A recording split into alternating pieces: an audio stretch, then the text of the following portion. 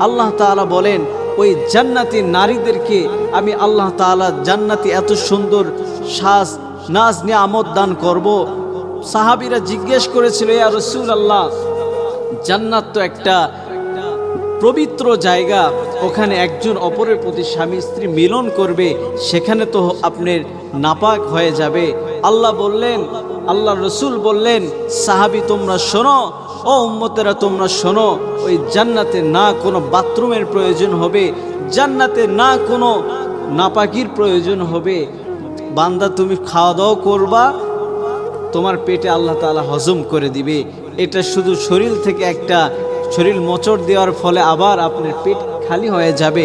একজন স্ত্রীর সঙ্গে আপনি সহবাস করবেন, না কোনো নাপাকি, দুনিয়াতে 1 মিনিট 2 মিনিট পর হয়তো যদিও এটা অনুভব করতে পারেন, জান্নাতের ভিতরে যত সময় থাকবে আল্লাহ তত আপনাকে শান্তি শান্তি শান্তি দিবে। এই শান্তি ফুরাইবে না। কথা বলেন ঠিক কিনা?